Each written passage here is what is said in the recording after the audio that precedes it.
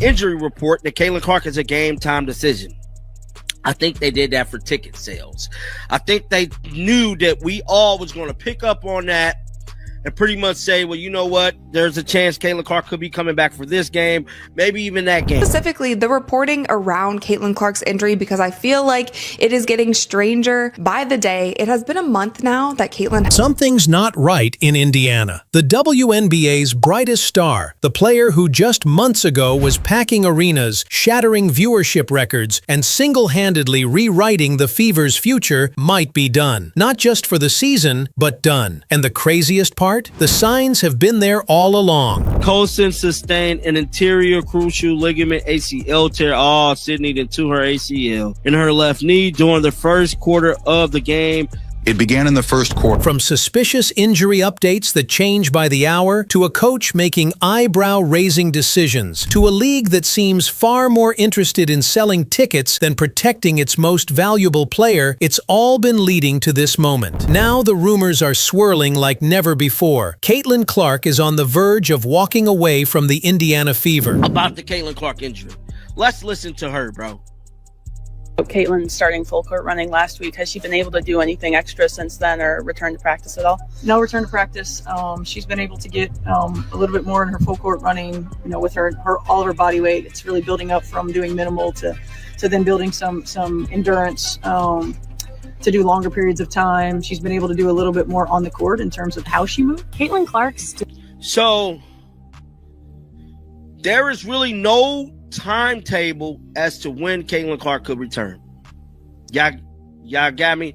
There was no set time as when CC could possibly be coming back. And as of right now, the Indiana Fever is looking real spooky because they're... And if what I'm hearing is true, this isn't just about a groin injury. This is about trust, respect, and the way the WNBA handles its stars. In the next few minutes, we're breaking it all down. You'll hear exactly why Caitlin Clark's absence feels less like bad luck and more like a calculated move. We'll look at the cryptic statements from Coach Stephanie White. Fortunately, I'm starting to get this gut feeling that we might not even see Caitlin back on the court this season, and that might actually be the best thing. Caitlin should be out for the rest of the season. Maybe this season is just done for her. Maybe it doesn't make sense. The timeline that makes zero sense, and the behind-the-scenes tension that has fans wondering if this relationship can even be repaired. We'll also talk about the devastating injury domino effect that's gutted Indiana's roster, and why Clark's potential exit could change the balance of the entire WNBA. But first, I want to know what you think. If you were Caitlin Clark, would you risk coming back this season, or would you shut it down and protect your long-term career? Drop your answer in the comments below. And while you're there, make sure you hit that like button and subscribe to Her Hoops.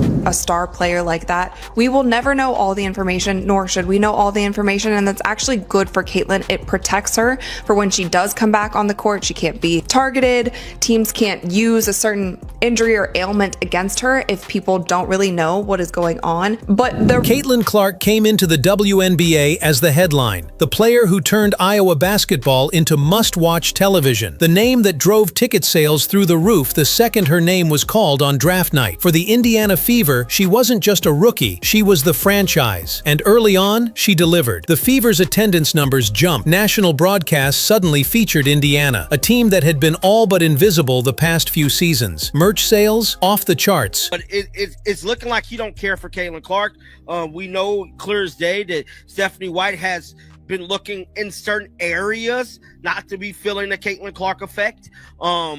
I don't know, but this stuff is definitely... According to Fanatics, Clark's jersey was outselling entire teams' worth of gear. But all that momentum hit a wall on July 17th. That's when Clark went down with what was described as a groin strain, the kind of injury that usually takes a couple weeks to heal with the right rehab. Except that's not what happened. From day one, the updates were, let's just say, odd. Replying to someone else's comment who said, just can't wait until CC is back. She's the most dynamic, electric player in the WNBA. Great job, Lexi. And then Scott Agnes replied and he said, have patience, at least several more weeks. She was day to day. Then, without explanation, she was out indefinitely. Then came the strangest one, listed as a game time decision, despite the fact that she hadn't practiced in weeks. I think you're wrong.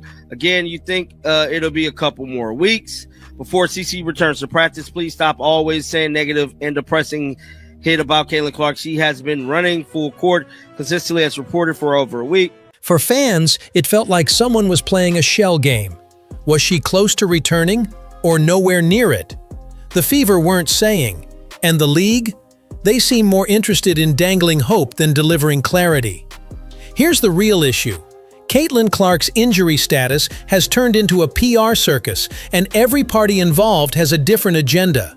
From a pure basketball standpoint, a groin strain keeping a player out for a month isn't Today, she was listed as a game-time decision for today's game against the Dallas Wings, and then after practice yesterday, Coach Stephanie White basically came out and said, like, no, Caitlin Clark hasn't even been practicing, so they changed it from a game-time decision to her being. But this isn't just any player. This is the WNBA's top draw, and that's where the problem starts. The Fever have been rolling out injury updates that make no sense to anyone who follows sports. One day she's a game-time decision, the next she's out with no timetable. Coach Stephanie White openly admits Clark hasn't practiced a single day. Yet the official Contenders at this point, I'm just not so sure. Do you risk another injury that can again compound and turn into something else down the line? Now, Why? Simple. When Caitlin Clark's name is on the availability sheet, fans buy tickets. They tune into streams. They click articles. Even the possibility of her return keeps revenue flowing. But on the flip side, rushing her back is a dangerous game. This is her rookie year, and she's already dealt with multiple injuries. A quad issue earlier in the season, now this groin problem. That's the kind of pattern that ends careers early if you don't break it. D-Boy is right, and it's still going to be a couple weeks. You should want to be encouraging to the fans, bro. Like, let's just give it some time. Not just it's going to be a couple weeks. And here's the kicker. The fans aren't stupid. They see the contradictions. They know something's off. The vague wording, the mixed messages. It's starting to look less like bad communication and more like deliberate misdirection. Meanwhile, without Clark, the Fever are sliding. The team was 8-5 with her, but just 9-7 without her. And when you've only got 12 games left in the regular season, every single loss pushes you closer to playoff irrelevance. If you think this is just about one player missing time, think again. This isn't just a speed bump for the Indiana Fever. This is a full-on roadblock that could derail not only their season, but the WNBA's momentum as a whole. Let's start with the Fever.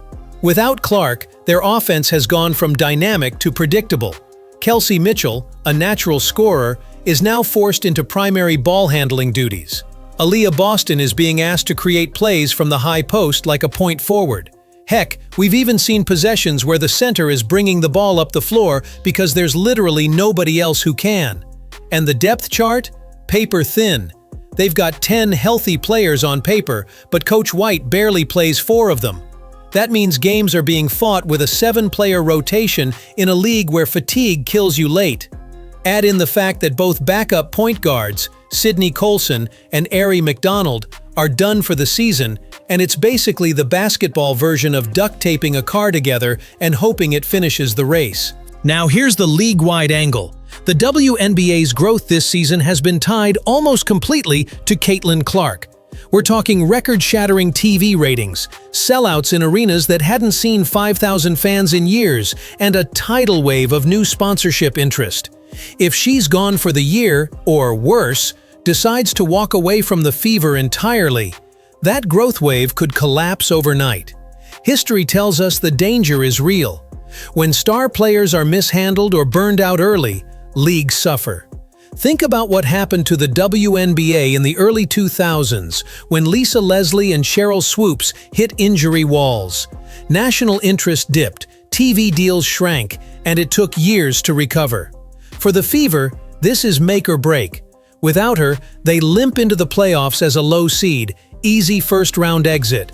With her, maybe they make noise, maybe they build momentum into next year. But if they botch her return and she gets hurt again, you're talking about a long-term nightmare for both team and league.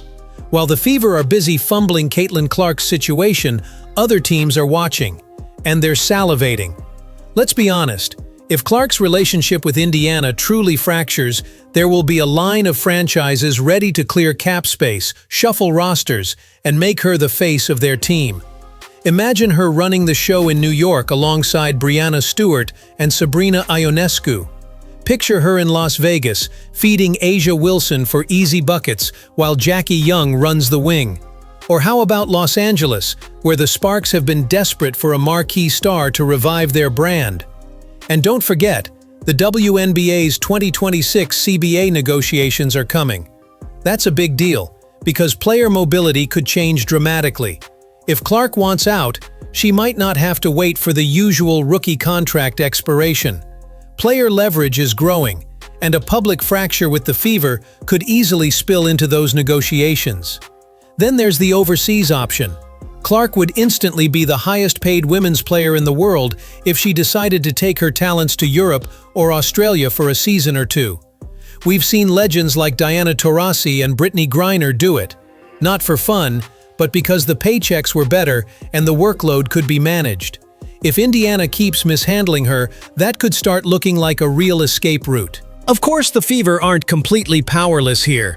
They could take the long view, shut Clark down for the season, rebuild the roster in the offseason, and focus on chemistry instead of quick fixes. They could also use this as a wake-up call to overhaul their medical and player management approach before it costs them more than one season. But right now, with rivals circling and options open, the pressure is entirely on Indiana to convince their star to stick around. And judging by the tension we're about to talk about, they might not be doing a great job.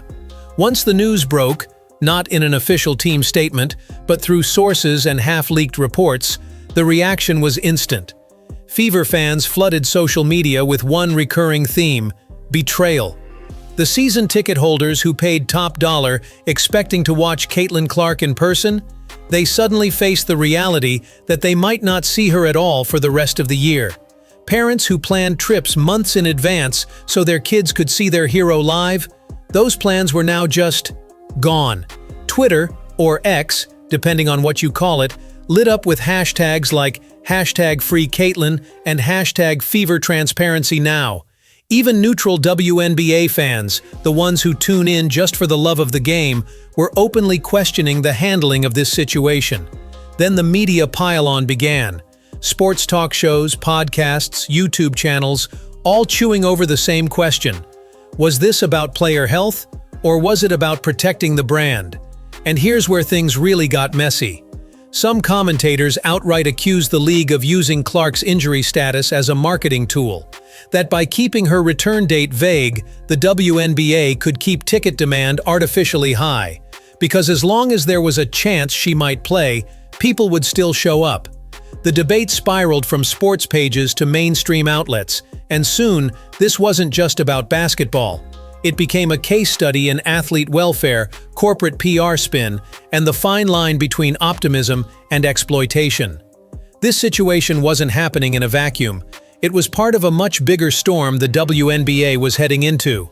The 2026 CBA negotiations were looming, and if there's one thing you don't want on the table when you're fighting for better pay, improved travel, and stronger player protections, it's a glaring example of the league seemingly mishandling its biggest star's health. League credibility is a fragile thing. For years, the WNBA has fought to shed the image of being underfunded, underpromoted, and reactive rather than proactive. Caitlin Clark's arrival had been the perfect antidote to that. Suddenly, arenas were selling out, TV ratings were smashing records, and there was genuine buzz around the league. But now there was a crack in the image. Fans weren't just questioning Indiana Fever management. They were questioning the league office. They were wondering if the league's priorities were truly aligned with the players' well-being, or if financial momentum was being placed above everything else. The whispers inside league circles were even darker. Agents were reportedly telling clients, "Don't expect transparency, not until you force it." Veteran players were making mental notes. If this could happen to Clark, it could happen to anyone. And while this wasn't officially a labor dispute yet, you could feel the undercurrent of a bigger power struggle forming. Caitlin Clark's absence was no longer just a story about an injured rookie. It had become a symbol of the battle between player autonomy and league control. While the public conversation was fixated on Caitlin Clark's rehab videos, the Fever's tanking record, and fan frustration, A different game was being played in private. This was the backroom chess match, and the pieces were already moving. Inside Indiana's front office, there were whispers about preparing for a life without Clark scenario. Not permanently, but long enough that marketing strategies, ticket sales pushes, and even roster rotations were being recalibrated to survive the season without their franchise centerpiece. Meanwhile, agents, especially those representing other star guards, saw an opening. If Clark's return was in doubt, the WNBA's media machine would need a new face to push for national coverage.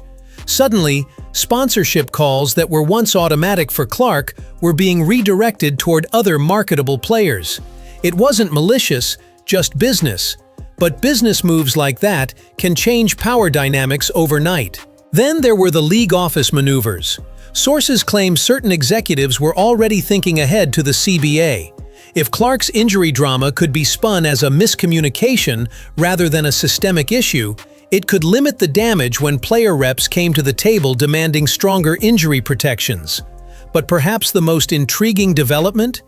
The quiet alignment of certain veteran players, the same ones who will hold sway in the next players' union negotiations. They weren't talking publicly yet, but in group chats and closed-door team meetings, they were studying Clark's situation like a case study, one they could use as leverage. Because in the WNBA, silence doesn't mean nothing is happening. Silence usually means the real moves are being made.